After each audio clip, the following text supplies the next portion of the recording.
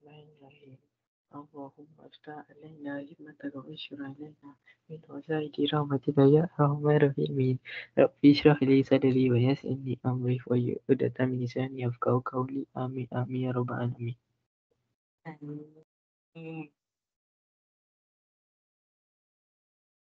Tengok homework hari tu. Saya bagi soalan 34, soalan 345. So, saya nak cakap. Saya rasa yang hantar tak kan? Korang ramai pun. Yang hantar so far okey. Semua ada lah juga kan yang sudah salah. Saya belajar kan. Saya belajar kan. Okay, so nak bincang tak soalannya?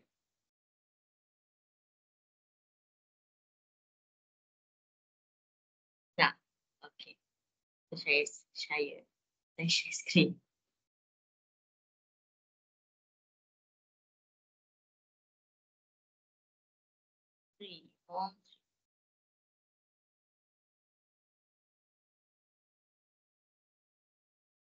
Okay, so kita mulakan dengan soalan nombor 3 dulu. So dekat sini, nombor 3 ni awak boleh buat. Majority of you can do it lah. Tak ada masalah pun. Ini tak ada masalah pun. Okay, so contoh. 34, nombor 3, 45. Okay. Suraya mendapat penyata kad kredit untuk bulan Mei dari Bank A. Penyata bulan Mei menunjukkan Suraya mempunyai jumlah terkini iaitu 600 yang digunakan untuk membeli buku-buku cerita untuk anaknya. So dia ni hutang berapa? 600 je. Lepas tu dia beli buku anak-anak dia. Online lah, dia beli online lah ni. Okay, lepas tu makcik Suraya ni dia lupa. Hilang ingatan sekejap. Dia lupa nak bayar ataupun dia tak ada duit lah. Tapi kat sini cakap dia lupa kan. So dia lupa nak bayar bulan Mei. Dia dah pakai bulan Mei, patutnya kena bayar hujung bulan Mei. Dia lupa. Lepas tu Bank A ni kenakan charge kewangan sebanyak 18% setahun. Saya highlight ya. Tahun ke atas transaksi pembelian buku-buku kredit itu untuk 37 hari. Iaitu dari tarikh pencatatan. Tarikh pencatatan tu maksudnya tarikh yang keluar penyata tu lah. Dan charge bayar lewat yang dikenakan pula ialah minimum RM10 ataupun 1%. So kena ingatlah, RM10 ataupun 1% ni dia bergantung kepada mana lagi tinggi. Contoh, awak kira 1% dapat RM6. So awak kena ambil yang RM10 lah, awak tak boleh ambil RM6. Kita mesti minimum 10%. Kalau contoh awak kira 1% tu dapat 60, awak kena ambil 60 lah, tak boleh ambil RM10. Tapi kalau kecil tu RM10, awak kena ambil RM10 tu. Okay, daripada baki yang belum jelas, anggap Suraya tak guna kad kredit tu pada Jun. Hitung charge kewangan dan charge bayar lewat yang dikenakan pada penyata bulan Jun. Okay, so ini soalan nombor 3 ni just basic question yang kita dah buat banyak-banyak kali tu. So saya dah buat jalan kira dia.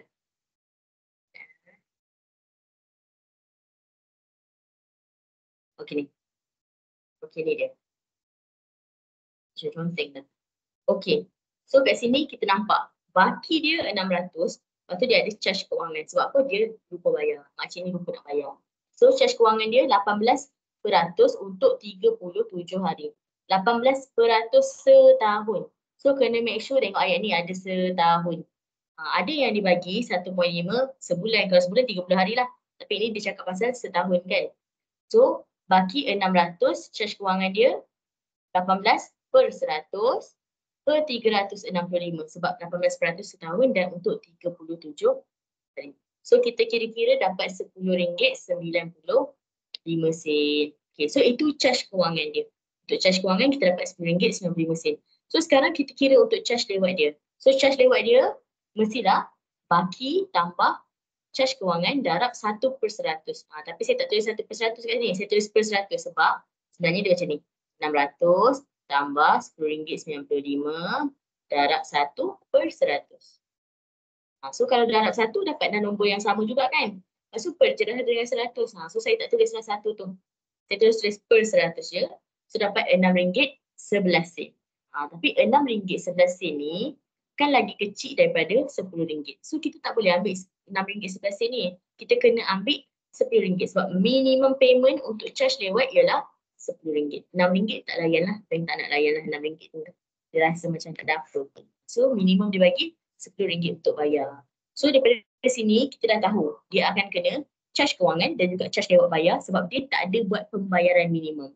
Kalau dia ada sebut dia ada buat pembayaran minimum, dia tak akan kena charge lewat bayar. Tu beza dia.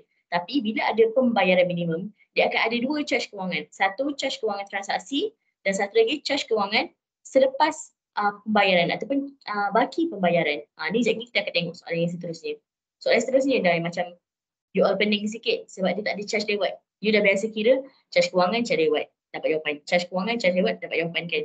So bila soalan tu tukar sikit, you jadi macam mana nak buat lah. Tapi tu sebenarnya benda yang sama je. So kita pun kira charge lewat dapat RM6.11 tapi kita takkan ambil RM6.11 macam saya cakap tadi sebab minimum RM10. Okey, tercantik tak? Okey. So, kita ambil balik baki, kita nak tahu berapa dia punya total lah kan. Tanya apa? Hitung charge kewangan dan charge bayaran lewat. Okey, so dia nak tahu charge kewangan dengan charge bayaran lewat saja. Dia tak ada minta hitung baki penyata untuk bulan Jun. Dia tak cakap lah. Dia cuma tanya berapa charge kewangan dan berapa charge lewat. Itu sahaja. So, tak perlu nyatakan lah penyata dia berapa total. Kalau dia minta penyata, baru you tambah semua. Kalau contoh dia minta nyatakan Allah, kita guna highlight pula lah. Penyata. So barulah baki iaitu 600 tambah charge kewangan RM10.95 tambah dengan charge lewat RM10. Baru dah tambah. So akan dapat 620.95. Ini kalau dia minta baki penyata. Tapi soalan sekarang dia tak minta baki penyata, so tak payah tulis lah. Macam tu je. Okay, clear tak semua? Okey tak? Kita laju sangat. Kalau laju bagi tahu tau. Okay. Alright, so soalan yang seterusnya, nombor 4. Jack menerima penyata kad kredit untuk bulan April dari Bank B. Penyata bulan April menunjuk jumlah terkini ialah 3,200. So inilah baki dia, 3,200. Dia hanya buat pembayaran minimum iaitu 5% daripada jumlah terkini. So bila ada buat pembayaran minimum, maksudnya dia tak ada charge lewat bayar. Tak ada CL, charge lewat bayar. CLB. Tak ada charge lewat bayar sebab dia buat pembayaran. Cuma pembayaran dia tu sikit saja, minimum lah, 5% only. So dalam tempoh tanpa faedah, dalam tempoh 20 hari yang pertama tu. Okay, Bank B mengenakan charge kewangan 1.5 sebulan. Nampak? Ini dia cakap sebulan. Tadi dia cakap 18 setahun. So inilah yang main peranan. Kita baca betul-betul. Peratus tu, contoh 1.5 kan. 1.5 per 100 per 360 ke, 365 ke per 30. Kat sini lah you kena betul-betul faham soalan tu sebut bulan ke tahun. Kalau dia sebut bulan, bulan lah. Jangan tukar jadi tahun. Dia boleh bertukar-tukar bulan ke tahun ke bergantung. Okay. So charge kewangan 1.5% sebulan ke atas transaksinya. Transaksi tu maksudnya baki dia. Dan ke atas transaksinya untuk 38 hari.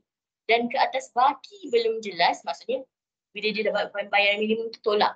3,200 tolak dengan pembayaran minimum. Itu untuk 10 hari. Tapi dia punya persen masih sama ya.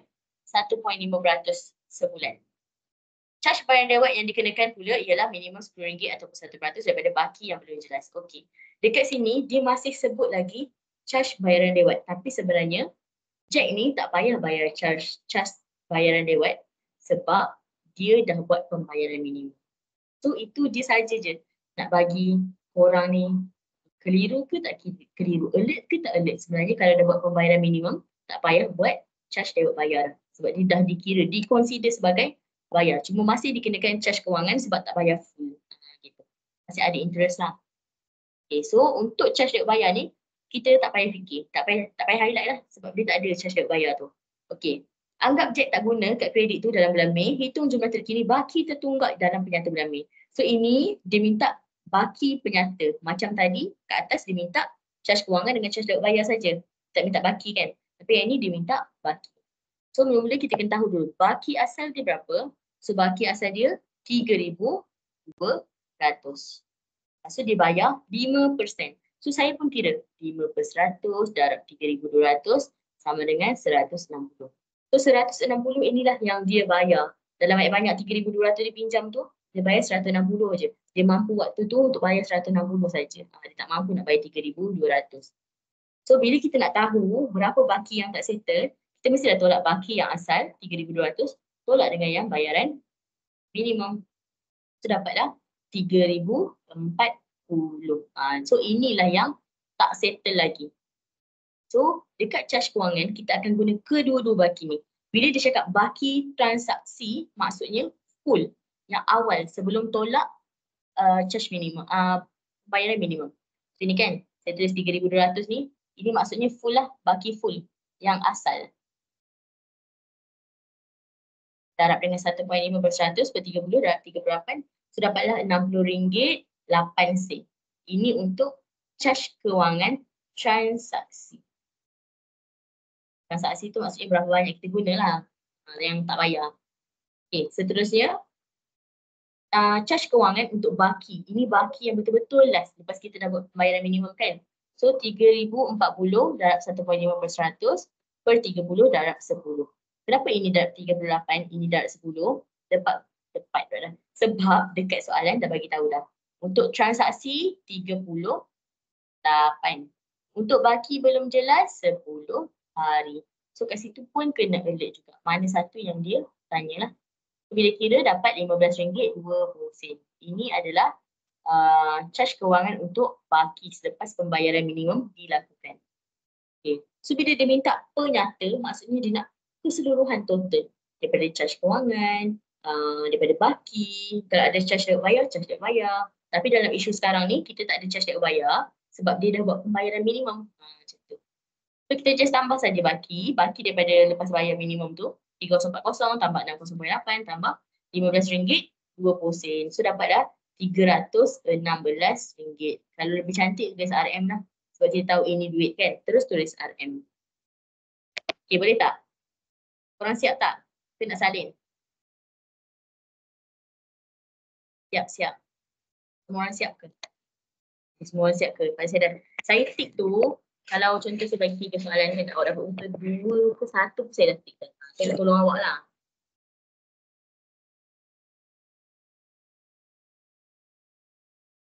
Okay, soalan tak?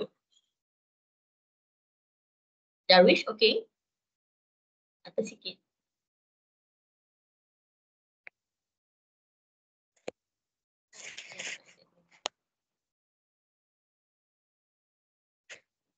Ni okey. Oh, nombor 3 tadi. Sekejap. Ini nombor 3 tadi. Saya tegakkan skrin lah. Boleh saling banyak sikit. Itu 3, itu 4. 3 dengan 4 terus. Saya bagi masa 2 minit. Kita tengok. Tengok dan hadamkan.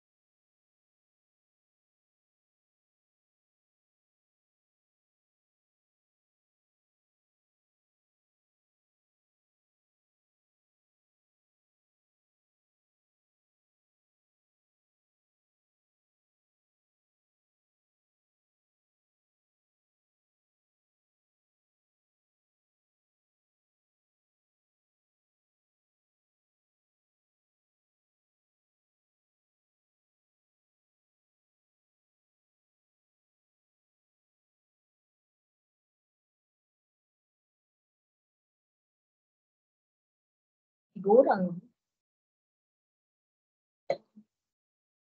Dia tak dapat join.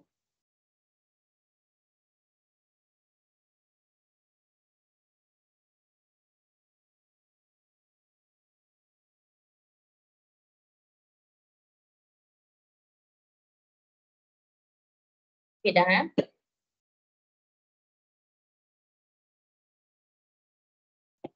Okay. So hari ni kita nak belajar yang senang je. Satu lagi. Siapa satu lagi. Okay, so satu lagi soalan. Right, so kita pergi kepada soalan nombor 5. Okay, nombor 5 ni pun ada yang tanya saya, cikgu, dia ni beli 3,200 ke beli 3,000? So jawapan dia, awak kena baca sendiri. Mesti ada beli yang murah, kan? So dia kata kat situ, harga sebuah mesin basuh yang dijual dalam talian ialah 3,000. Harga mesin basuh yang sama dijual di kedai ialah 3,200. So, Marsha membeli mesin basuh itu atas talian. So dekat sini, ada orang tanya saya sebab dia tak baca betul-betul. Yang dia cakap sini, dia dah cakap dah beli atas talian. So kalau beli atas talian, 3,000 lah. Jangan tengok 3,200 tu. Itu yang depan-depan tu orang cakap pembuka sahaja. Nak tengok awak ni jenis taram je semua nombor ke, baca betul-betul. Kalau jenis yang bantai semua nombor, habis semua nombor tu nak kira, masalah lah. Maksudnya dia tak faham soalan dia tanya apa. So dia dah cakap kat situ, dia beli atas talian. So beli atas talian, mesti dah 3,000 je lah. Okay, pada bulan Julai dengan menggunakan kad kredit. Okay, itu adalah cakap hint lah dia nak bagi sebenarnya, dia nak suruh kita kira apa. Dia hanya membuat pembayaran minimum yang ditetapkan oleh pihak bank iaitu 150%. Perlu kira tak 5%? Tak perlu kira 5% sebab dia dah bagi tahu dah. 5% tu berapa jumlah dia? 150. Kalau tak puas hati, you boleh kira. 5% daripada 3,000 memang betul 150. Okay. Tanpa faedah, iaitu dalam tempoh masa 20 hari dalam bulan Julai, Bank B menggunakan caj kewangan 18% setahun ke atas transaksi. Transaksi tu maksudnya apa? Baki yang asal-asal tu, yang tak tolak minimum lagi. So boleh tulis ni baki asal. Lepas tu, untuk 19 hari dan ke atas baki belum jelas untuk 21 hari. So baki belum jelas maksudnya yang tak settle lagi lah. After minimum payment. Minimum payment. Lepas dah buat pembayaran minimum. Caj bayaran lewat yang dikenakan pula ialah RM10 atau 1% daripada baki yang belum jelas. Anggap Maisha tak ada guna kad kredit sebelum dan selepas pembelian mesin basuh tersebut. Lagi sekali, kita tengok sini. Bila ada caj, bila ada pembayaran minimum, apa yang tak ada? Aisyah? Kalau dia buat pembayaran minimum, apa yang takkan ada dekat dalam pengiraan kita kejap lagi?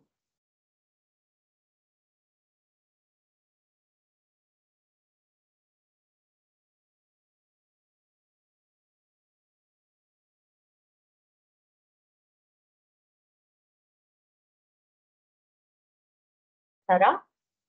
Apa yang takkan ada lagi dalam pengiraan kita? Apa yang kita kena alert? Benda tu dah tak ada. Caj pembayaran lewat. Ya, charge pembayaran lewat dah tak ada kan sebab dah bayar. Okey Darwish, macam mana pula dengan charge kewangan dia? Ada perbezaan tak Darwish?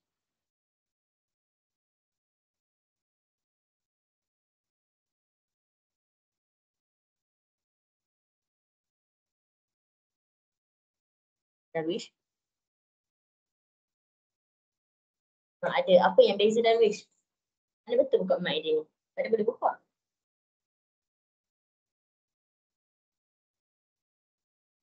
Apa beza dia Darwish? Dengan yang biasa? Persen? Okey. Sama je persen 18, sama je. Apa dia punya, orang cakap ekstra dia sikit kat charge kewangan tu. Tapi ekstra ni.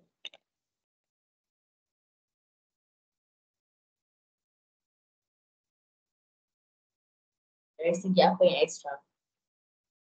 Dia akan ada apa dekat charge kewangan? Kalau biasa macam ni. Kalau dia dah bayar minimum, dia macam ni pula. Apa beza dekat charge kewangan tu?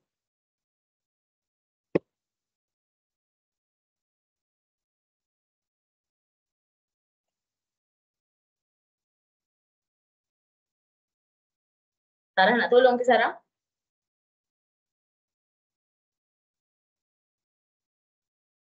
Apa dia Sarah? Kalau dari segi charge kewangan.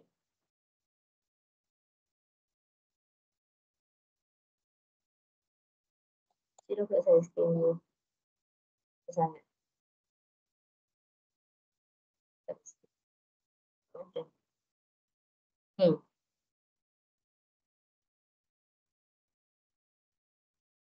Ulang soalan. Okay, gini. Kalau tadi awak cakap kan, kalau ada pembayaran minimum, dia takkan ada charge dia bayar. Betul kan tadi awak cakap? Apa berlaku pada charge kewangan dia? Ada perbezaan daripada yang biasa dengan yang tak ada pembayaran minimum ataupun masih sama dengan yang ada pembayaran minimum? Ada beza ke tak ada beza yang ada bayar minimum dengan tak ada bayar minimum?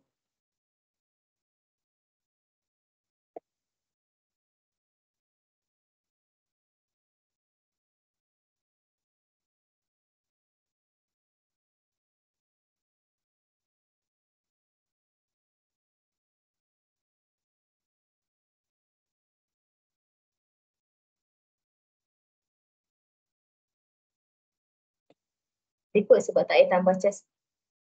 Itu tak ada kena mengena. Charge lewat lah. Charge kewangan lah. Yang akan memberi kesan hanyalah pada penyata yang terakhir saja. Kalau tak ada charge lewat, charge kewangan kita tak guna untuk kira. Charge lewat kita tak guna dalam charge kewangan. Ingat formula charge kewangan apa? Baki darab persen per tempoh darab tempoh. Tempoh tu ikutlah persen tu bagi tahun ke, per tahun ke, per bulan ke, darab dengan tempoh yang seterusnya tu hari. Itu beza yang ada bayaran minimum dengan tak ada bayaran minimum.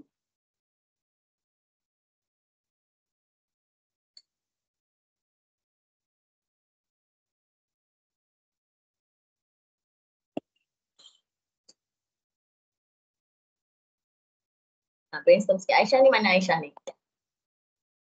Jadi diam je budak ni.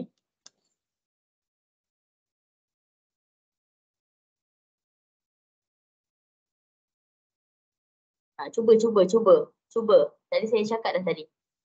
Apa dia punya perbezaan tadi? Dalam pengiraan atas tadi pun dah ada dah. Dia punya kelainan sikit. Cuba fikir sekejap. Brainstorm sekejap. Elok-elok.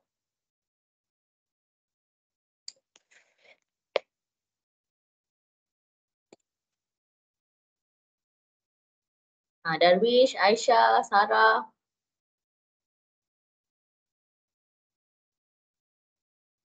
Cepat soalan last tadi. Nombor 5. Apa dia punya beza? Okay, saya tak pergi ke lain guest tau. So saya tak finish. Kita dapat.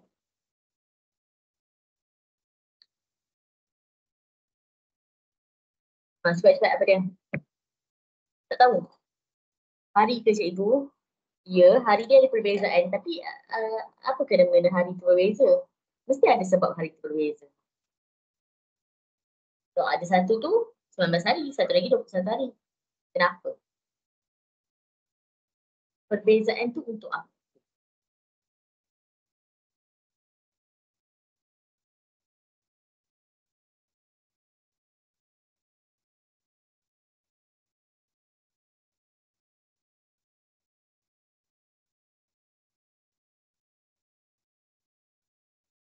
Tak ada idea.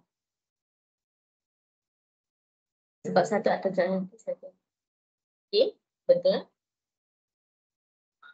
So maksudnya dekat sini ada berapa charge kewangan? Bila ada bayaran minimum, tak ada charge bayaran lewat, ada berapa charge kewangan? Dekat sini Contoh tak ada bayaran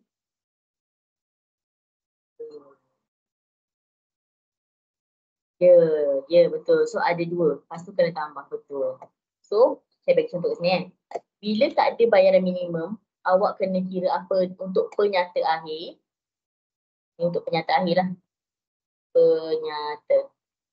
Kalau tak ada bayaran minimum apa yang awak kena kira? Charge kewangan KEW lah saya tulis. Charge kewangan tambah charge lewat bayar tambah baki. Ini kalau tak ada pembayaran minimum. So macam mana pula yang ada bayaran minimum?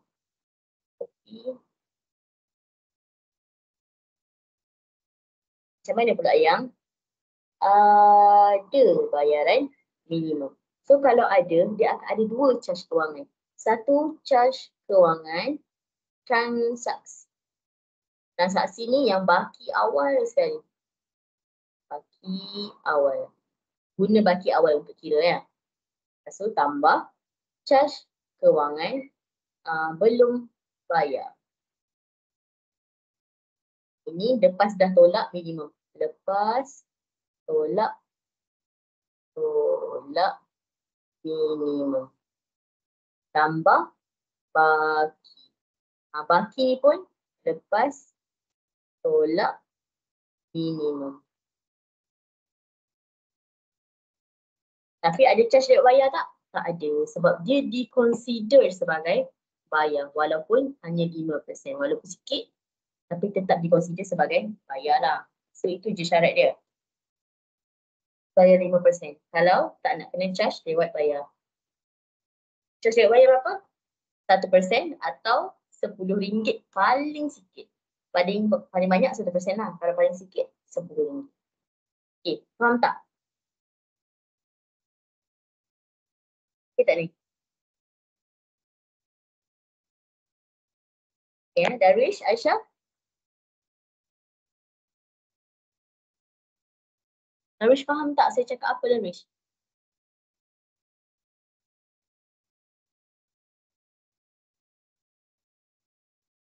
Aisyah, faham tak Aisyah? Aisyah memang tak boleh type langsung Aisyah.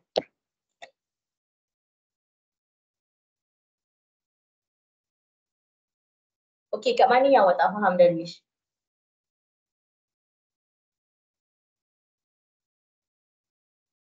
Apa yang awak tak faham sebenarnya?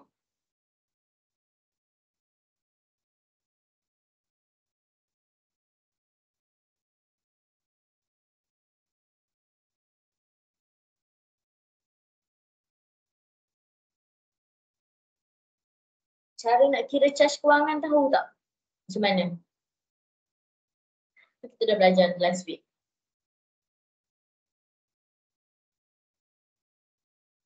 Dekat charge kewangan tambah. Cara kira charge kewangan tahu tak macam mana? Charge kewangan yang biasa, tahu tak? Formula dia.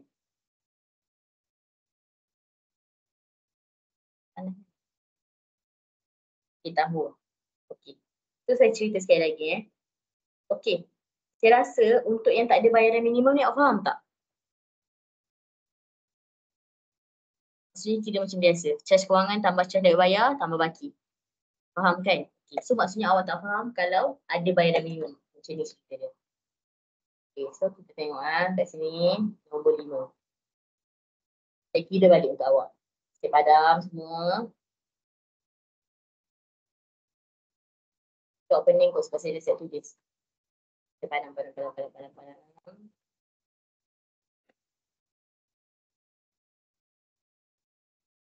Terus kita pergi balik soalan 4 Dia beli mesin basuh. Tengok soalan 4. Baru tengok nombor 5. Okay, beli mesin basuh pula dah. Dia ada baki penyata bulan April 3,200. So kita terus keluarkan maklumat. Tolong biasa keluarkan maklumat. So itu dia satu. Baki 3,200. Okay, settle. Sampai lagi cakap.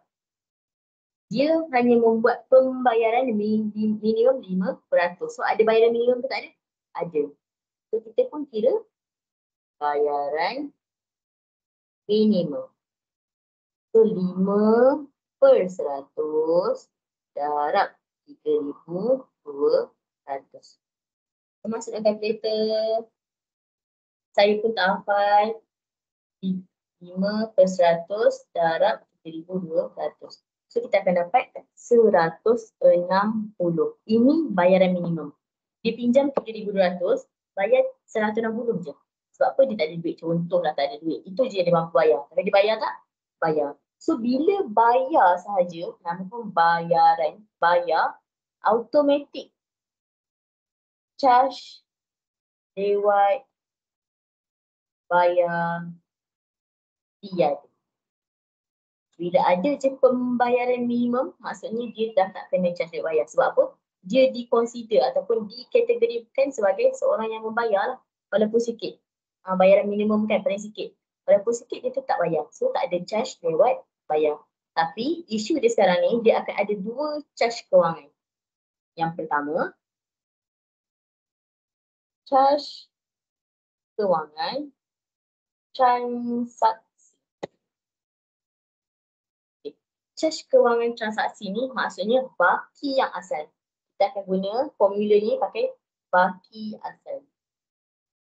Baki asal berapa? 3,200. So, kita akan kira formula dia saya guna warna merah, warna hitam Baki darab peratus per tempoh darab tempoh. Kadang tempoh ni biasa pagi hari lah, tempoh yang last kali kan. So baki 3,200 darab tempoh persen dia. Persen dia kat sini 1.5 sebulan. Sebulan 30 hari. So per 1.5 per 100. Kenapa per 100? Sebab dia persen. Per 30 darab. So tempoh kat sini 38 hari. Ke atas transaksi. Transaksi tu maksudnya yang awal, yang asal. Berapa banyak dia guna. Itu transaksi. So darab dengan 30 apa tadi? 38. Darab 38.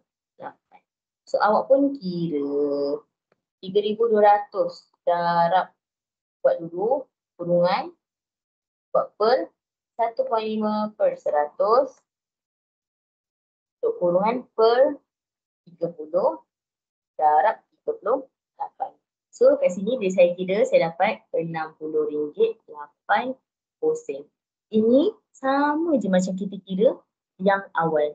Kalau yang biasa-biasa kita kira kan, yang tak ada bayaran minimum, macam ni juga kita kira. Cuma biasa kalau yang ada tak ada bayaran minimum, lepas charge kewangan, kita akan kira charge baki lewat bayar kan.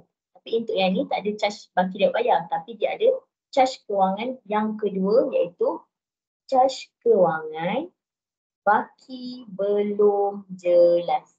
Ada tak baki belum jelas? Ada, sebab dia bayar 160 je, dia pinjam 3,200 kot. So itulah yang kita guna baki belum jelas. Daripada dulu. Kira lain.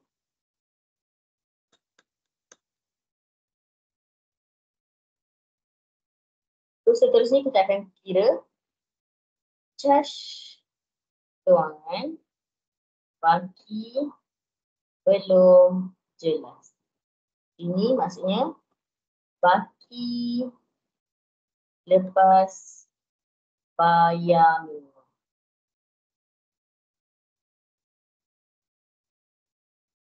Macam nak tahu baki lepas bayar minimum? 3,200 tolak 160. So, kita tahu lah baki berapa? 3,200 tolak 160. So dapat 3,040. So untuk kira charge kewangan yang baki belum jelas ni, kena pakai 3,040 lah. Jangan pakai 3,200. Itu baki asal. Jangan pakai 160. 160 tu pembayaran minimum. So kita kena pakai 3,040 ni. Formula sama je macam atas. 3,040 darab 1.5 per 100 per 30 darab hari je yang berbeza.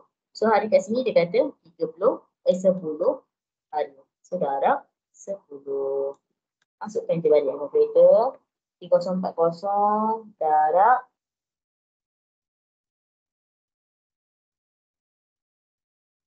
1.5 per 100 per 50. 30. Sendiri tak faham. Per 30 darab 10. So kat sini kita akan dapat RM15 per sen. So beza dia kat sini je. Kalau ada bayaran minimum, dia tak ada charge lewat bayar, tapi dia ada charge kewangan yang kedua, iaitu lepas pembayaran. Tapi kalau dia tak ada buat pembayaran minimum, dia tak akan ada charge kewangan lepas transaksi, lepas bayaran, lepas baki yang belum jelas. Dia ada charge kewangan dan yang kedua charge lewat bayar. Itu je. Beza dia kat situ. Dia punya flow. Yang penting sama je atas tu. Charge kewangan dulu, barulah charge kewangan selepas pembayaran. Charge kewangan dulu, barulah charge tempoh lambat bayar. Sebab lewat bayar, kita akan guna nombor dalam charge kewangan. dia akan ambil berapa dalam cas kewangan kan. So kita kira pun dapatlah 1520. So untuk dapatkan baki penyata akhir, ambil baki yang lepas tolak tu tambah dengan cas kewangan yang pertama sebelum awak transaksi dengan cas kewangan yang kedua selepas bayaran dulu. Jadi kita akan dapat 3040 tambah 68 sen tambah RM15.20. So, awak pun kira 040 tambah 60.8 tambah 15.20. Terdapatlah 3116 RM turun letak jawapan akhir je letak RM. Settle. Faham sikit tak Darius?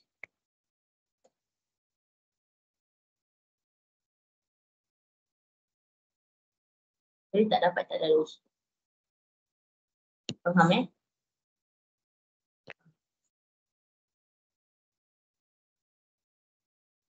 Yang lain? Sarah Umaira, Aisyah, Umaira.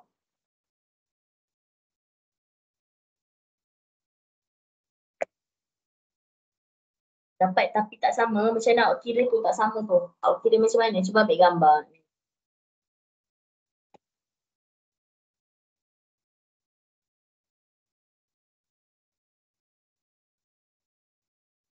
Faham tapi tak dapat semua. Kita tengok balik macam mana nak kira. Tapi flow dia macam ni. Okay, saya lukis peta minda ya. Peta minda lah. Peta alih dia. So kita tulis kredit dan hutang. Boleh tulis kredit.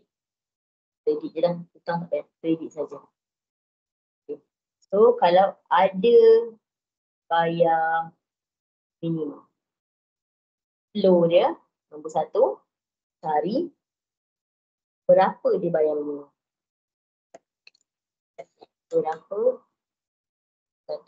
Berapa banyak bayar.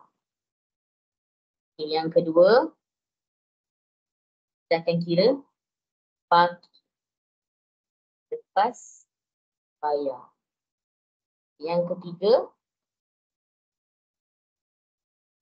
kita akan kira cas kewangan transaksi. Ini before bayar. Baki before bayar. Baki sebelum tolak bayaran ini. Lepas tu, kita akan kira cas kewangan balance lah. Baki hutang. Dan ini lepas bayar minimum. Okay, seterusnya yang kelima. Nak tahu semua? Kelima, 5 ni boleh gabung lah. Betul. Okay, nombor 5. Untuk penyata, kena tambah apa? Cas kewangan. Tambah cas kewangan. Satu, cas kewangan transaksi, saya tulis TR. Satu lagi, cas kewangan BL, balance. Tambah dengan baki. Tambah dengan penyata. Ini kalau ada bayaran minimum. Seandainya tak ada pembayaran minimum, dia bayar minimum. Okay. So, pertama sekali kena tahu berapa banyak. Dia tak ada bayar tau, dia hutang saja. Nombor 2, cas kewangan yang biasa. Nombor 3, cas lewat bayar.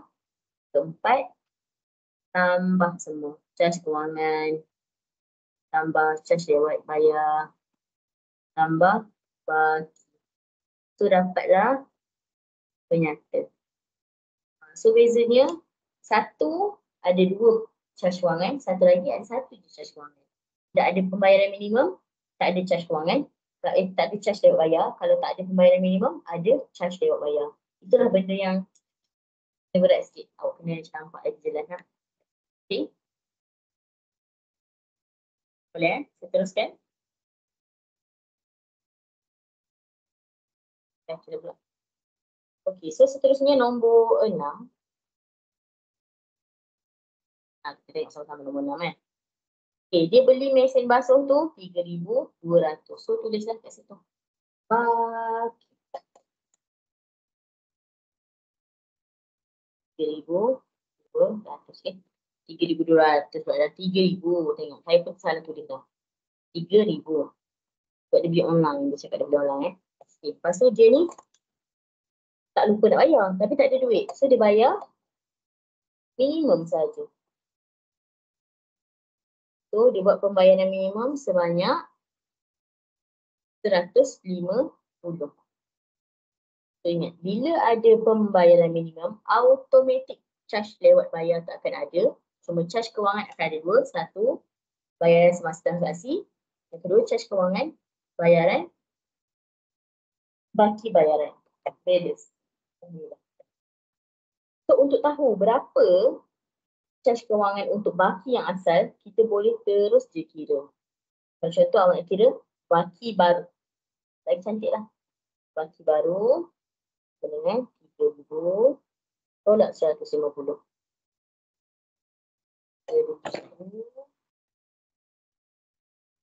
Tolak 150. Terdapat 2850. Kat sini dapat 2850. Maksudnya inilah yang dia tak bayar lagi. Dia baru bayar 150 je. Okay, kat sini kita akan kira dua charge kewangan. So yang pertama, charge kewangan transaksi. Apa maksud transaksi tadi, Darwish? Yang asal ke kena tolak minimum? Darwish.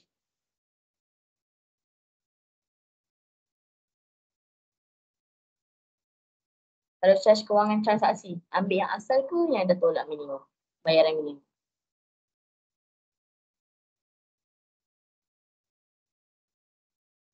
Ya, tolak yang dah siap, bayar minimum. Bukan ambil yang, transaksi. Transaksi yang asal. Transaksi yang asal. Kalau baki tu yang baru ambil yang dah tolak minimum. So, charge kewangan transaksi, tulis besar-besar. Ambil yang asal. Sebelum tolak lah, ambil yang asal. Yang asal dipinjam mula-mula tu berapa? 3,000. So, 3,000 darab, kita tengok point dia untuk kewangan, charge kewangan transaksi, dah sebut dekat sini. Menggunakan charge kewangan 18% setahun ke atas transaksinya. Dia dah sebut dekat situ. 18% setahun ke atas transaksinya. So, darab 18% per 365 darab untuk 19 hari. Di sini. Untuk 19 hari. Darab 19. So, cuba tekan kalkulator Darwish, nak tengok dapat apa?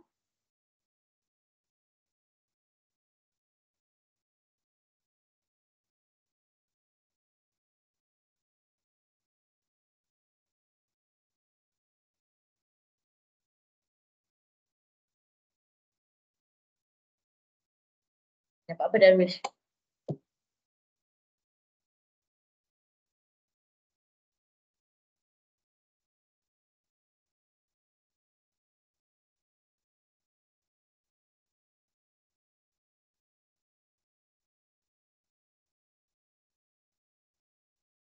Dia dapat RM28, bukan 10 sen, 11 sen. Sebab dia 28, 109, 9 kat belakang kan. So, dapat RM28, 11 sen. So, ini untuk charge kewangan transaksi. Maksudnya total tadi 3,000. Sekarang ni ada bayaran minimum tak? Ada. So, tidak ada bayaran minimum. Step yang kedua, bukannya charge lewat bayar, tapi charge kewangan baki. So, formula dia sama, cuma kita tak ambil 3,000, kita akan ambil 2,850 sebab ambil baki saja. So, 2,850 darab, pakai persen yang sama, 18%. 18% per 365 darab berapa hari? 21 hari. 21. Okay, masukkan Darwish dalam kalkulator.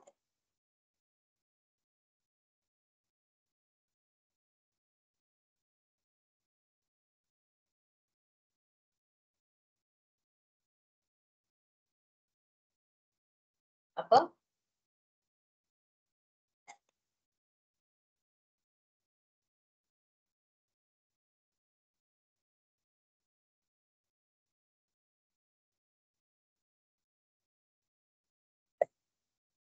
Dapat RM29.52 Darwish. RM29.52 sen. So, kalau dia minta apa ni? Dia minta hitung baki tertunggak. Ya, A tu tak payah tengok lah. So, hitung baki tertunggak, so maksudnya baki tertunggak akan ada baki, yang pertama baki, yang kedua, yang pertama baki, yang kedua charge kewangan ada 2, dan juga tambah lagi 1, 2 je lah, 2 je lah, tambah lagi 1 pula kan. So, baki tu ambil yang tolak minimum So, last kali penyata, so kita akan tambah 2850 selaku baki, tambah 2811, tambah 29.20, so tambah 2850 tambah 2811 tambah 29.52. So akan dapat yang dia tak bayar lagi sebenarnya 2900.63 RM, jangan lupa letak. Kat belakang sekali tolong letak RM lah. So, nampak? Rasa macam dah bayarkan sikit kan, tapi sebenarnya banyak lagi hutang. Sebab apa? Ada charge kewangan. Charge kewangan ni dah berapa? Satu dah RM20 lebih. Dua dah kat 50 lah tu, 50 lebih dah. Charge apa tu? Bayaran minimum 100 lebih je. So macam tak terasa bayaran minimum tu dengan charge yang dikenakan balik. Maksudnya macam masuk duit, tapi duit tu tak jadi apa. Sebab apa? Bayar lewat peribahasa lah. Okay, boleh tak? Aisyah dan Wish?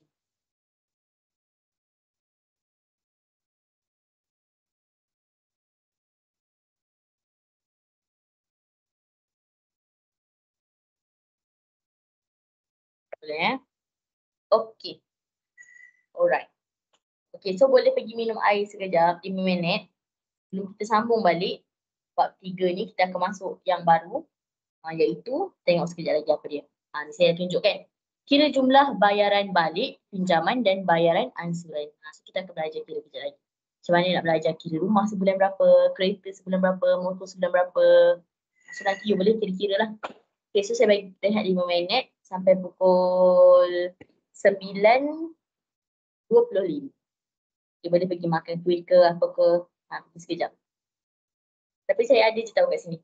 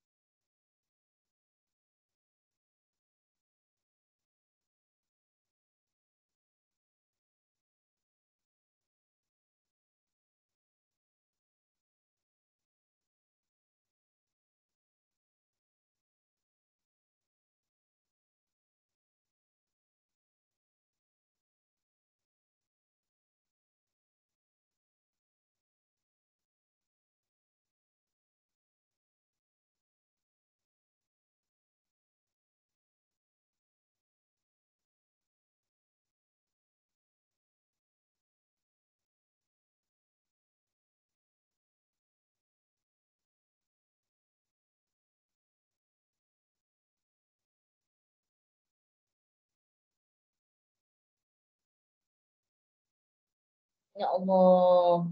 Tak sendiri rupanya aku nak cakap. Thank you Sarah. Okay, sudah balik semua Okay. So hari ni kita nak belajar kira jumlah bayaran balik pinjaman dan bayaran ansuran. Okay.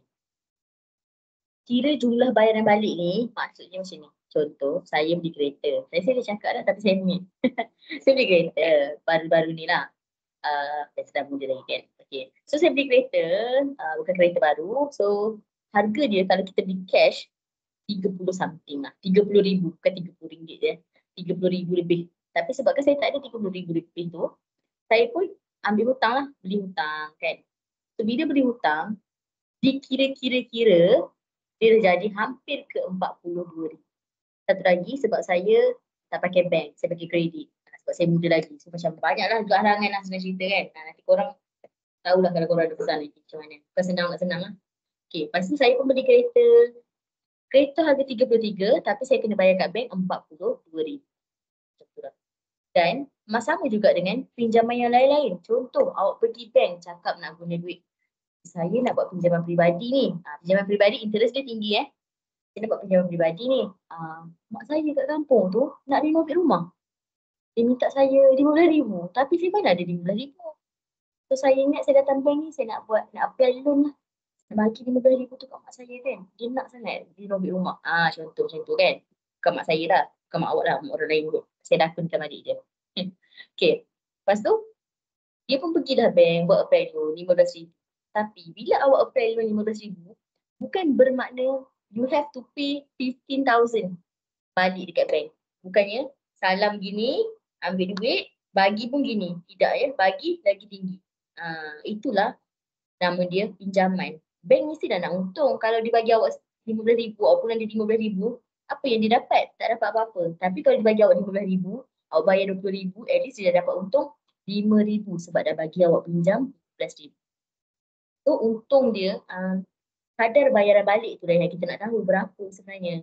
So dia ada persen-persen dia lah. Dan dalam soalan akan diberitahu berapa persen-persen dia. So itu nak cerita pasal berapa yang kita kena bayar balik. Maksudnya macam tadi saya cakap, pinjam 15,000, contoh bayar balik 20,000. So itu baru tahu jumlah bayaran balik. Dan kalau awak dah pinjam 15,000, takkan awak nak bayar 20,000 tu segedebuk kan. Kau nak 15,000 pun kau tercungak-cungak, pinjam. So maksudnya awak kena bayar 20,000 tu pun tercungak-cungak jugalah bayar 2 bulan lah. Tak adalah mampu nak bayar balik 20,000. Kalau awak mampu bayar 20,000, awak tak buat dah pinjaman loan 15,000 tu. So dekat sini kita akan belajar yang pertama, kira berapa banyak sebenarnya yang awak pinjam. Total yang sebenar lah, bukan total yang dibagi Total yang sebenar bayaran tu.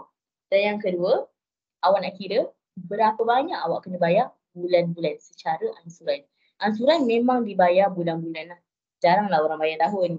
Kalau tahun tu kaya dah tu. So dibayar bulan-bulan. Okay, so itu dua benda yang kita nak kira. So pertama sekali kita nak kira jumlah bayaran balik pinjaman itu dulu. So dia senang je, formula dia A sama dengan P tambah PRT. Kita tengok dalam fokus tapi tak payah tengok, tak apa. Kita bagi kat sini. Okay, formula ni tak silap saya, dia tak bagi dalam principle. Dia tak macam formula compound tu kan, pinjaman compound, interest compound, interest mudah semua tu dia berilah biasanya. Ni tak bagi. Saya rasa yang tadi charge kewangan pun tak bagi juga sebab formula tu dikategorikan sebagai agak mudah. Okay. So untuk nak kira berapa banyak pinjaman sebenarnya yang awak ambil, so ini berapa banyak pinjaman, kira-kira P tambah PRT. Okay. PRT ni semua awak dah dengar dah sebelum ni. P tu apa? Siapa ingat P tu apa? P membawa maksud kepada apa? Siapa ingat? Saya cakap ingat. Saya marah. P tu apa? Sarah Umaira. Ya, pandai. Principal, modal. So P ni sebenarnya principal. Dia masih tak berubah ya, masih sama. Ataupun modal. Dalam erti kata yang lain, berapa banyak awak pinjam sebenarnya. Maksud bukan sebenarnya lah, tak termasuk interest lah. Macam tadi saya cakap awak pinjam 15,000, bayar 20,000 kan. So principal dia berapa? 15,000. Awak ambil daripada bank tu berapa? Modal 15,000. R tu apa? R tu kadar. Kadar mesti dalam beratus atau per 100. Biasanya guna per 100 lah sebab kita nak kira senang. Kalau beratus nanti awak lupa nak tekan. Dan yang terakhir T. T apa dia? Darwish, T apa maksud T? T ni pun tak berubah juga. Tengah T pakai je T ni maksudnya sama. T ni apa maksud dia?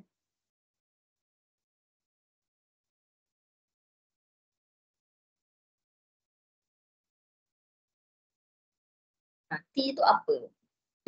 Timun, tilam, terenganga, tidur. Untuk ni. T tu apa Darwish? Tengok balik nota yang lepas. T tu apa?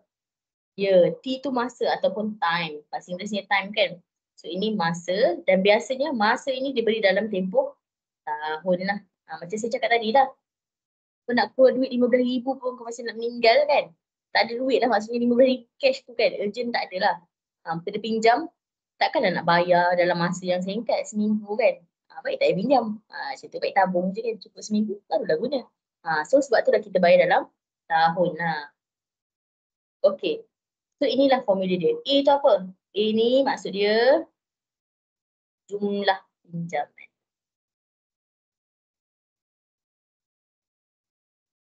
Tahu berapa dah nak bayarnya. Okey. So kita tengok soalan nombor 16. Lee membuat pinjaman peribadi sebanyak 10,000. Tak tahu Lee ni nak buat apa. Dari sebuah bank dengan kadar faedah, rate dia, R dia 7/100 setahun selama 2 tahun.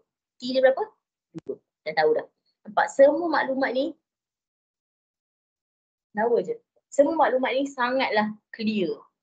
P, R, T memang terus nampak dalam soalan ni. Tak ada isu pun yang awak cakap tak boleh buat soalan ni. Sebab dia dah memang jelas, nyata, terang dan bersuluh. Soalan macam ni Okey. So yang pertama dia tanya jumlah bayaran balik. So jumlah bayaran balik ni lah dia punya jumlah pinjaman tu. Itulah yang kita bayar balik tu. So formula dia A sama dengan P tambah PR. Apa hubungan antara PR dengan T ni? Siapa tahu? Apa yang menggabungkan dia? Tambah ke, tolak ke, darab ke, bahagi ke? Rasa-rasa apa sebenarnya antara PR dengan T?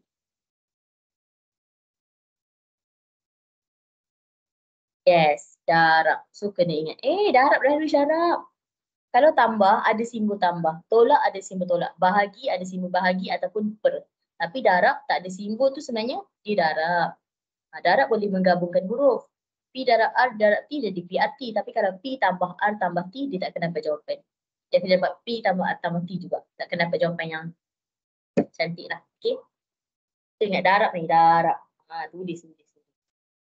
Semua darab. So maksudnya P darab R darab. So kita pun mulakan kira kita. So P, dia punya prinsipal modal berapa? 10,000. Tak tahulah kan Lee ni nak buat apa? Buka bisnes kot. Tak cukup 10,000 buka bisnes. Renovate rumah saya rasa. Tambah 10,000. Darab. Kalau takut buat kurungan, tak ada masalah pun. Tapi sebenarnya kalau ada darab dengan tambah, mesti ada selesaikan darab dulu. Tapi untuk langkah berjaga-jaga, tolong isi kurungan dalam kalkulator you all, okay? Darab R dia 7/100. Darab T dia 2 tahun. So kita pun kira. Masuk kalkulator. Masuk kalkulator Darwish, nak tahu jawapan you?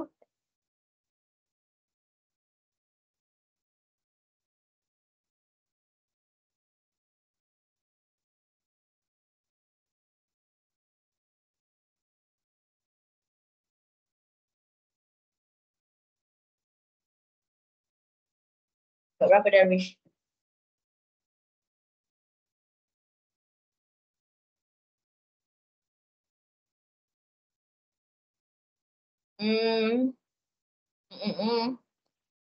Tak logik Darwish. Takkan dapat RM10 140 sen, 14 sen je. Pinjam 10,000 dapat. Kena bayar RM10 saja. Benar macam tu. Benar macam tu. Contoh saya beli kereta pinjam RM30,000 bayar RM30. Saya benar. Cash aku bagi RM30. Kira balik.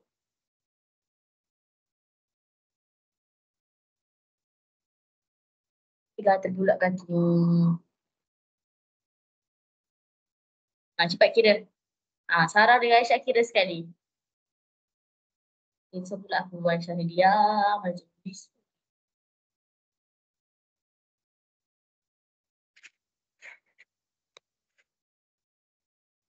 RM11,400. Bukan. Kenapa ada point kat situ? Apa tu? Ui, banyaknya. 2, 4, 6. Ui, 8 digit. Takkanlah pinjam RM10,000 nak kena bayar sampai 14 juta.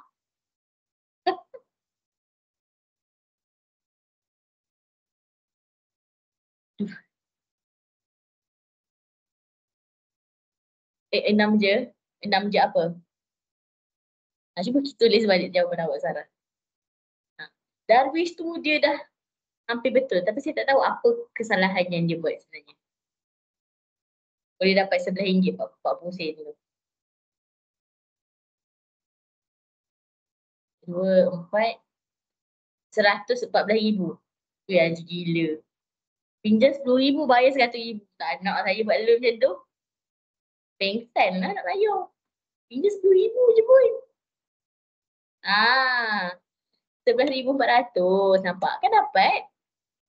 So kena bayar balik RM11,400. Barulah logik. Dia memanglah dia akan ambil tinggi terus tu. Akan ambil banyak untung tu. Tapi tak adalah sampai berjuta, beratus ribu. Kalau pinjam RM1,000 bayar RM1,000 lah. Pinjam RM10,000 bayar RM10,000 juga. Tapi makin tinggi kita pinjam, makin banyak lah kita kena bayar. Macam tu. Untung dia, nampak? Pinjam RM10,000 kan, bayar RM11,400. Kalkulator tiba. Okey. Pinjam RM10,000, bayar RM11,400. Nampak bank dah untung berapa? RM1,400. Baru seorang. Kalau 10 orang pinjam RM10,000 hari tu, dah berapa dah? Dah RM11,400 ada untung kan? Macam tu lah nak kata buat duit. Kalau korang kaya buka bank. Tapi dengan teacher kita counting lah kan. Jangan interest tinggi sangat. Okay.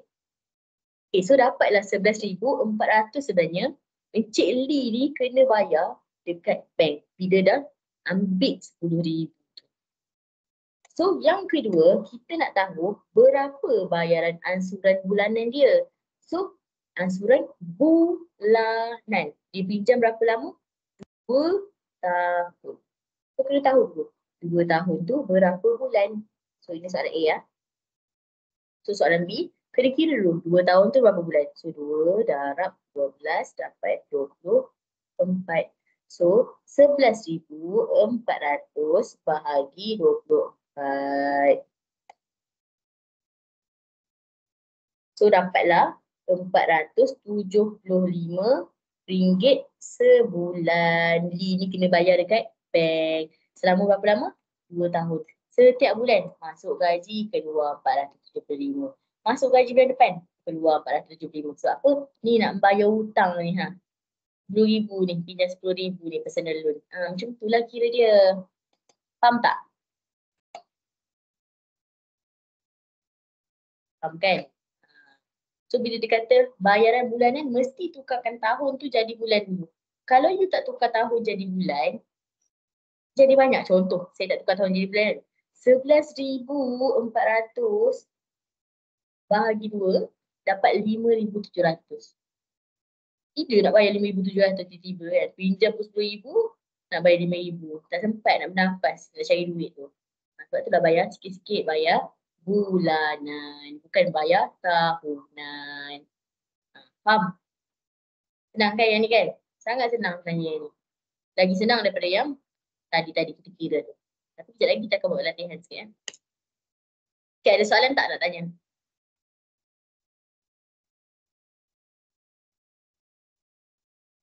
Tak ada.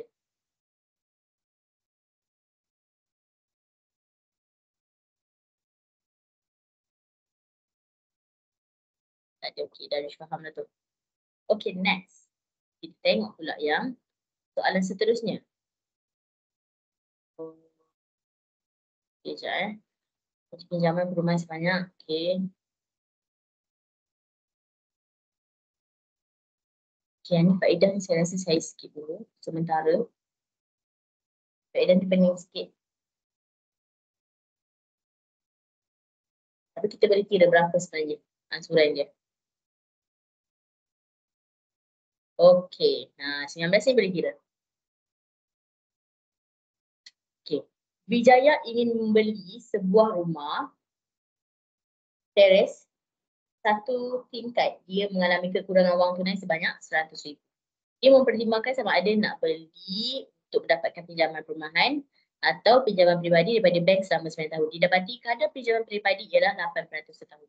So itulah saya cakap, pinjaman peribadi ni dengan pinjaman kredit ni dia tinggi sikit lah.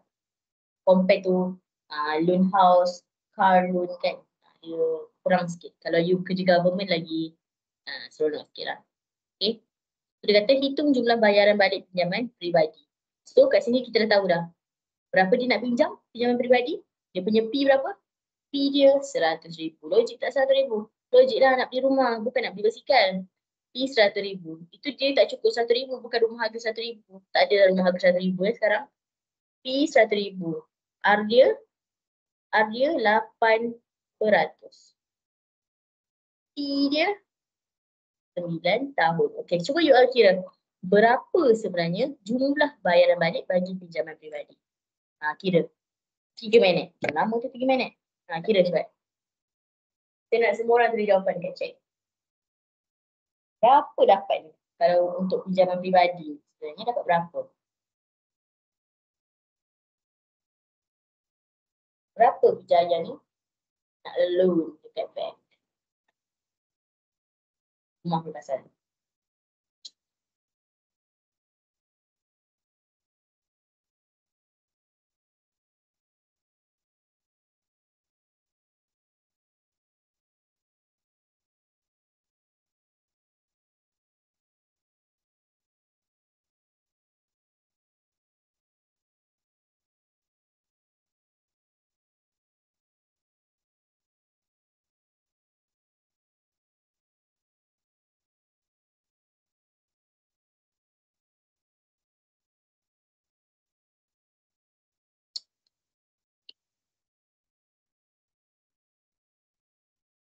Okey. Saya nak buka chat tak tahu buka-buka macam tu. Okey, Sarah Umaira dapat 172,000. Okey, Darwish.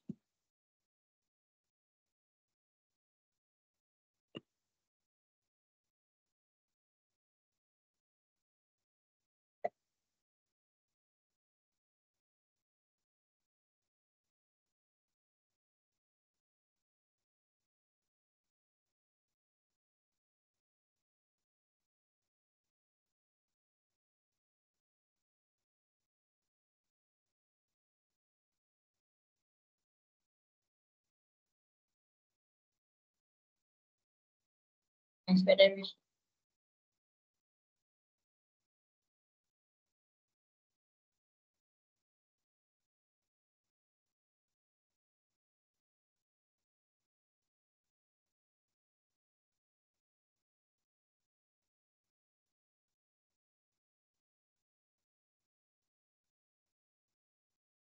Darwish ni, cepat Darwish. Tidak. Dapat berapa? A sama dengan P tambah PR. Ya, betul. So, dua-dua betul. So, dapat jawapan dia. A sama dengan P tambah PRT. Dapatlah jawapan 172,000. Okey, so dia sebenarnya ada soalan B. So, soalan B dia kata,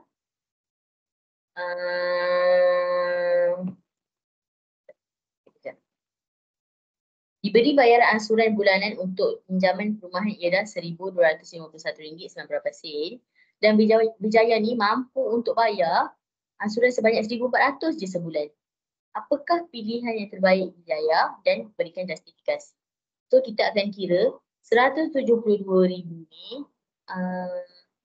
kalau bayar selama 12 tahun berapa kena bayar. So macam nak kira. So bayar dia, bayaran ansuran bayaran ansuran sama dengan 172,000 per 9/12. Kenapa 9/12? Kenapa 9/12? 9 tu 9 tahun, 12 tu 12 bulan. Sebab kat sini cakap dah 9 tahun, pinjaman selama 9 tahun. So cuba bahagi tengok dapat apa? 172,000 bahagi 9/12. Apa?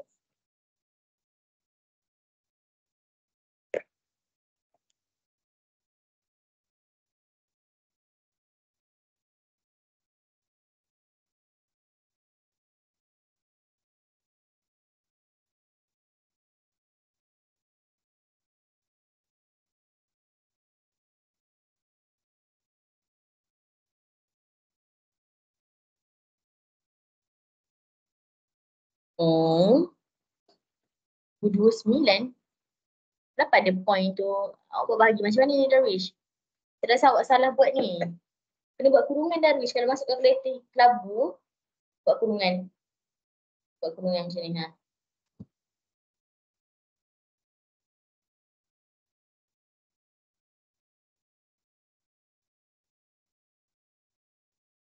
So, jawapan dia dapat 100, apa tadi Sarah Maya cakap ni?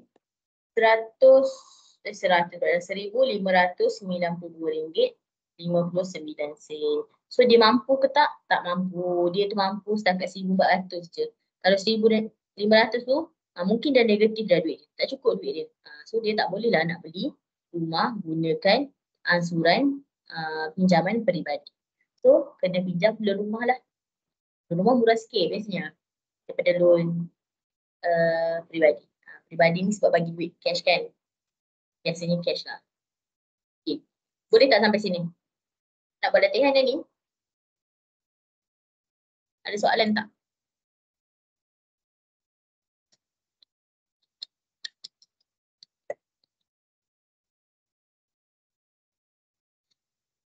Tiga, empat, lima dah buat. InsyaAllah. Lebih. Lakarlah Ustaz Umairah dengan ketaipuan dia. Lebih.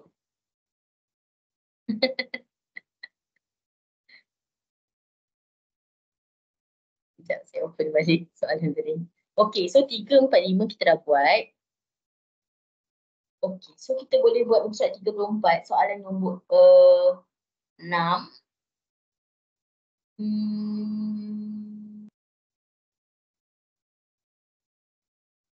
7 pun boleh juga ni. 7. Okay. 6, 7. Buat terus tau. 6. Kenapa tak tulis soalan yang punya ni?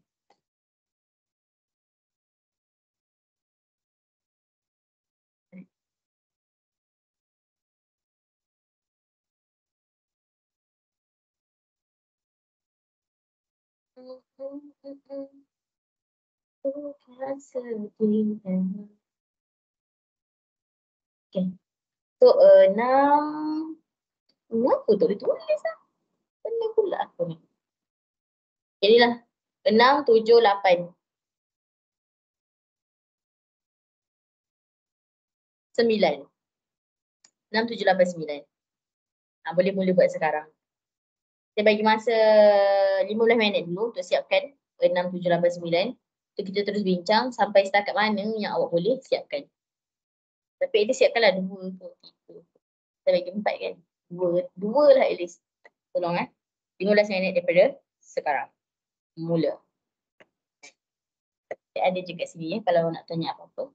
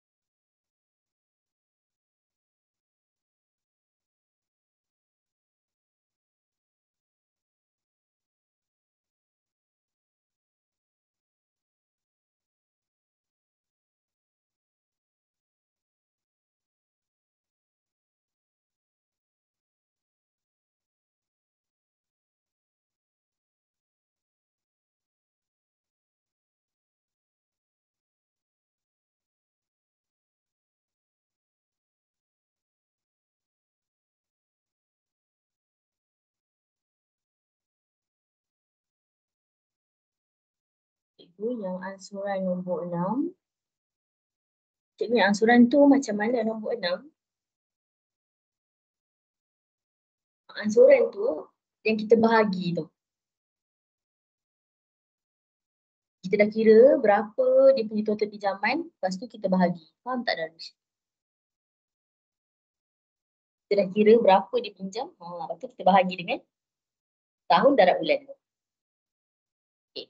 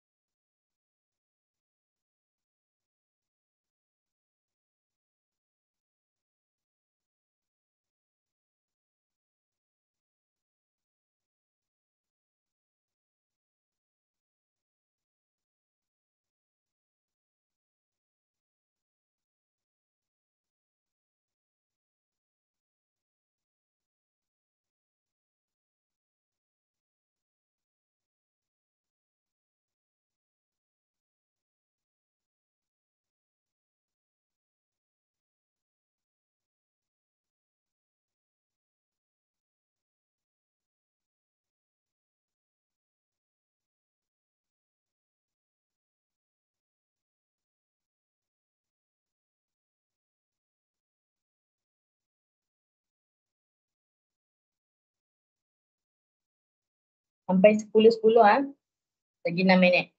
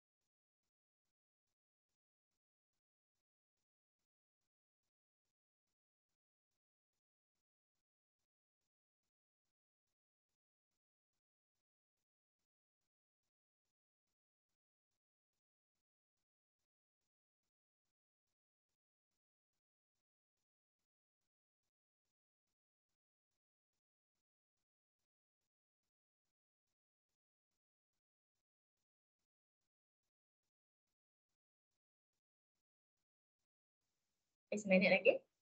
Tak mula dengan pengiraan kita.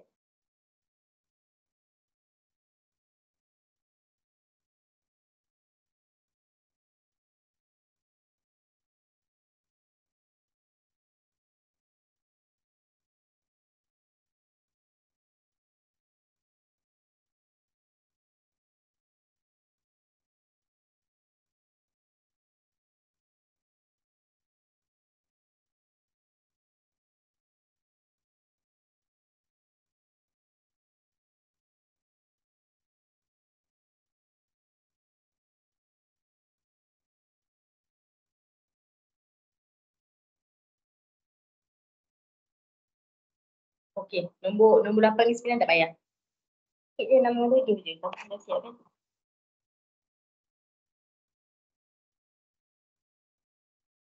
Saya tambah sikit lagi.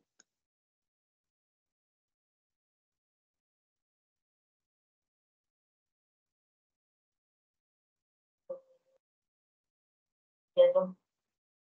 Ini homework. Okey dah nak? Senang je kan? Nombor 6 tu. 6 dengan 7. Sangat senang. Okey, so kita mulakan nombor 6. Saya share screen balik. Saya tutup sebenarnya saya nak kira.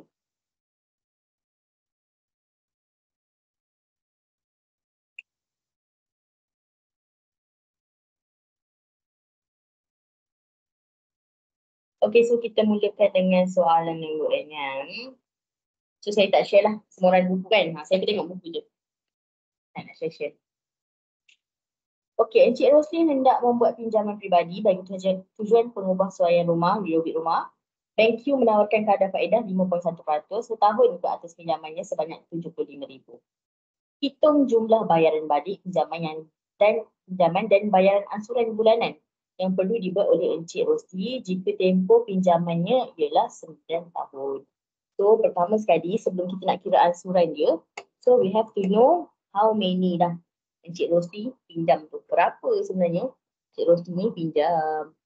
So kita nak tahu berapa bulan-bulan nak bayar. Kita tengok. So pula seperti saya ni. Okay, sorry. Okay, so A sama dengan P tambah PRT. Benda yang sama kita kira. A sama dengan P75,000 tambah 75,000 darab 5.1/100 darab tempoh dia 9 tahun. Okey, so dapat berapa? Aisyah ke, Sarah ke, Darwish ke dapat berapa? Kira yang ni. Dapat berapa ribu? Jangan ada titik. Kalau ada titik tu RM109.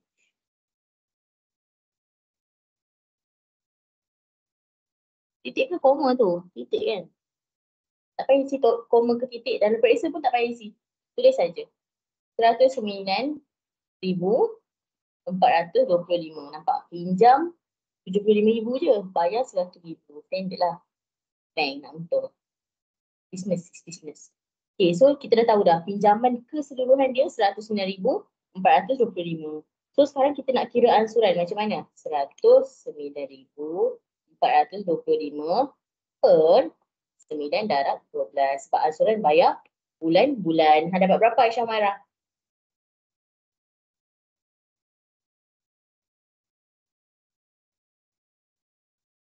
Berapa?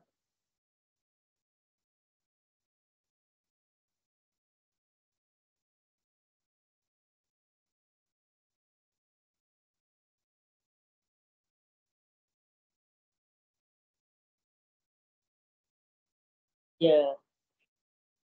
RM1,013. Alhamdulillah. 19 sen. So inilah bulanan dia. Bulanan dia kena bayar. Okay, so itu nombor 6, settle. Okay, next move to nombor 7. Aminah hendak membuat pinjaman pribadi sebanyak RM50,000 daripada bank untuk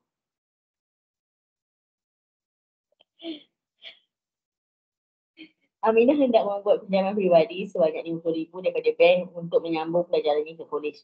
Kadar faedah tahunan pinjaman itu ialah 5.5%. hitung jumlah bayaran balik pinjaman dan bayaran angsuran bulanan jika tempoh pinjamannya ialah 5 tahun.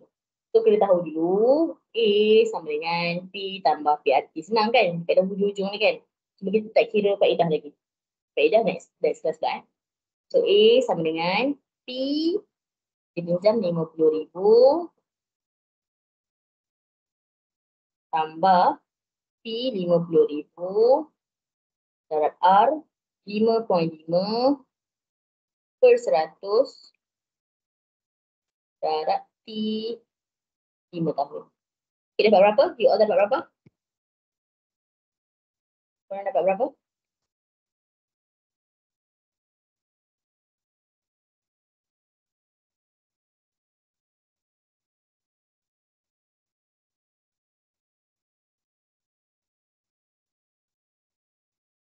RM63 betul. 63,750. So ini total pinjaman dia berapa? So kalau kita nak tahu berapa dia punya bayaran bulanan? 63,750 per 5 tahun kan pinjaman? 5 darab 12. So kita dapat berapa? Senang kan? Ini senang.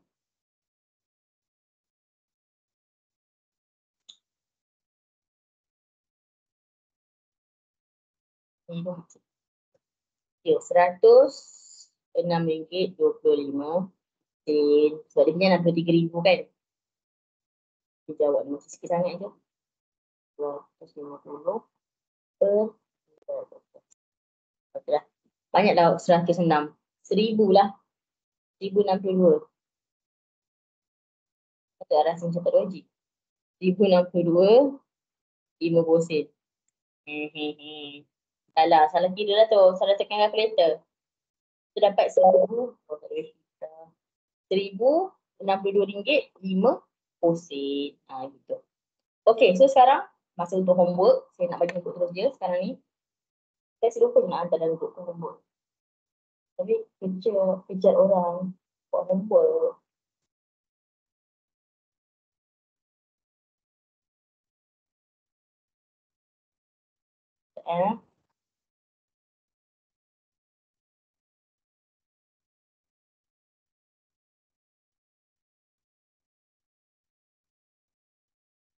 Awak dapat 153, macam nak kira tu lah Wish.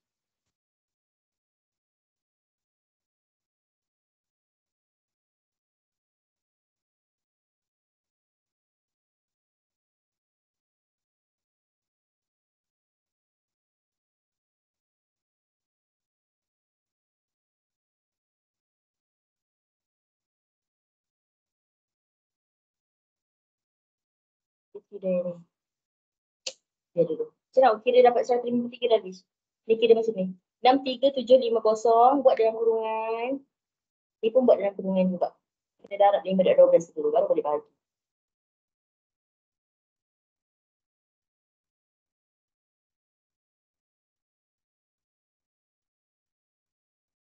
Terus yang tu Okay, so homework saya nak suruh korang buat practice semati. Form 3.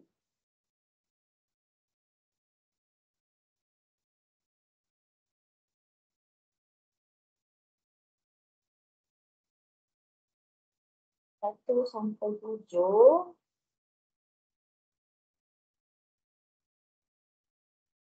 Saya tahu dah. Buat yang ni. Saya forward dokumen terus. Saya lupa nak forward dan untuk korang hari ni. Saya dah forward dalam kelas.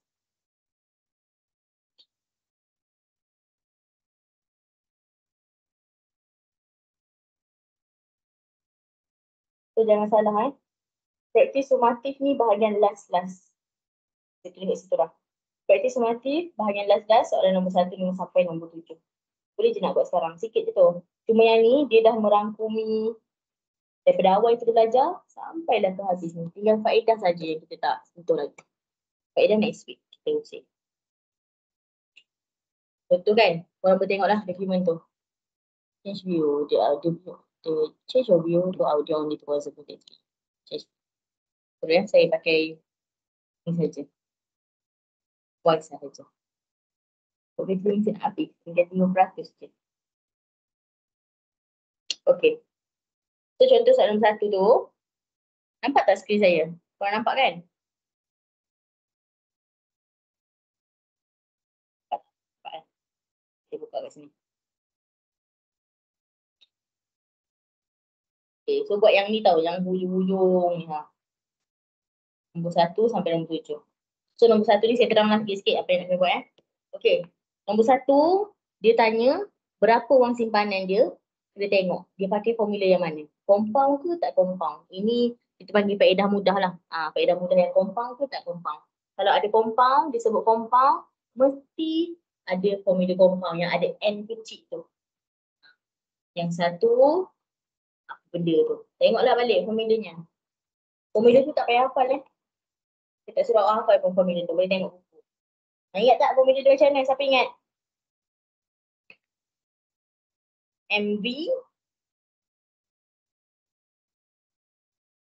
MV sama dengan P1 tambah R per N kuasa NT.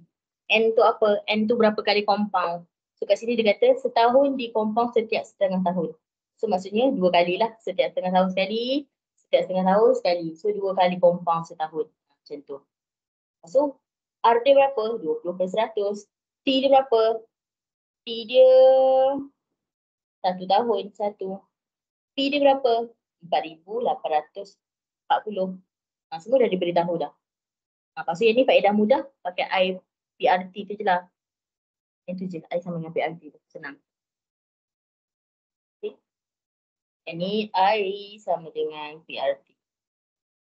Sama macam tadi kita kira. Okay, nombor 3. Mana nombor 3? 1, 2, 3 bawah.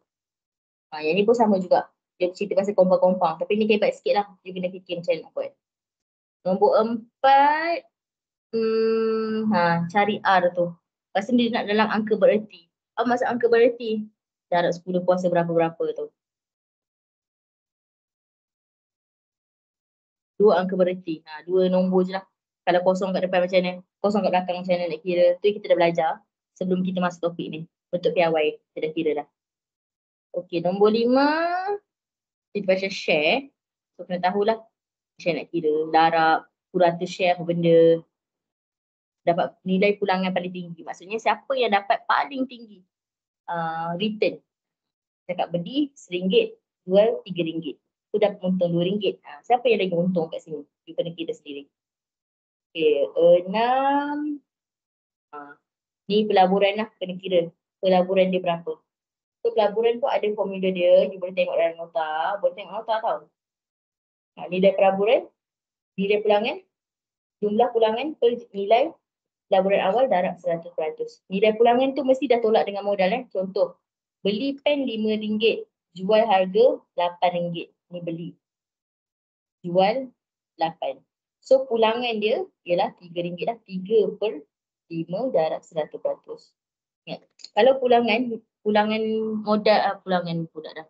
Persen pulangan pelaburan ni, asalkan positif walaupun nombor dia kecil, dia still dapat keuntungan. Kena print ke cikgu? Tak payah. Kalau awak rasa awak nak print. Kalau awak rasa tak nak, tak payah print. Macam tu. Dia pulang kepada awak. Saya okey je. Yang penting hantar. Okay, 6. 7. Cerita pasal berapa faedahnya. Kalau beli dekat A, beli motor RM5,500. Kat A kena bayar berapa? Kat B kena bayar berapa? Mana lagi untung? Mana lagi rugi? Yang ni awak kena darab lah. Darab dengan berapa bulan semua tu kan. Pendahuluan berapa semua. Kita kena tahu. Mana yang untung, mana yang rugi. Tu sampai nombor 7 saja. Ini semua kita dah belajar. Okey. Rasa-rasa boleh tak? Boleh kan?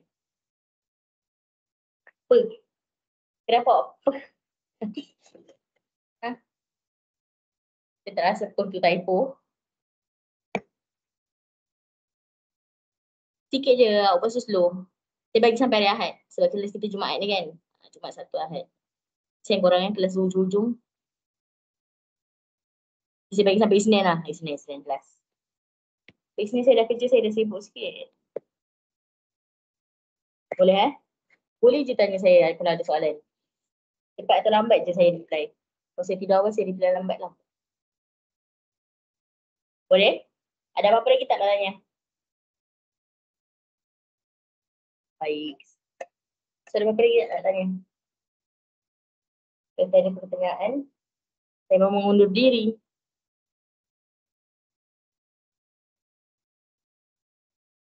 Sama-sama. Okay. Bye-bye. Assalamualaikum. Jumpa lagi minggu hadapan. See ya. Bye.